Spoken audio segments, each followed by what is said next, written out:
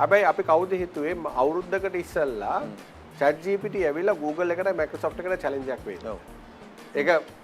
ඒක කාටවත් හිතන්න බැරි දෙයක්. සම්පූර්ණ හිතාගන්න බැරි දෙයක්. එතකොට දැන් අපි කියමු දැන් chat GPT එක ආවට පස්සේ basic code එකක් chat GPT එකේ ලියා ගන්න. graphic එකක් chat GPT එකේ තියලා හදා ගන්න පුළුවන්. ඒ tools වල. එතකොට අපි කියමු ඔයාගේ skill එක තිබුණේ හොඳම graphic designing. ඔයා මාකට් එක තිබුණේ ඒක. හැබැයි අද ඒ මාකට් එක සන්නිකරම නැති වෙලා යන්න පුළුවන් මේ වගේ AI tool එකකින් මේ ඔක්කොම develop කරන්න. හැබැයි උතරදී දැන් එකක් නැති වෙනකොට තව ඒවා ගොඩක් open වෙනවනේ. ඒ උදාහරණයකට chat GPT හරි අපි දැන් AI tools වලින් graphic design කරාට ඒක consolidate කරලා අර එක තැනකට හදාගන්න එක intellectually තමන්ගේ ඔළුවේ තියෙන එක. ඔව්. ඒකට අපි සාමාන්‍යයෙන් හඳුන්වන විවහාරයේ prompt engineers ලා.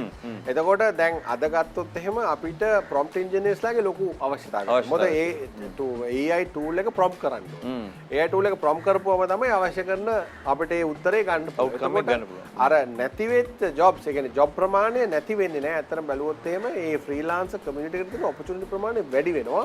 technology එක evolve වෙනවා. සාරගේ shift වෙනවා තව පැතිවලට. පැතිවලට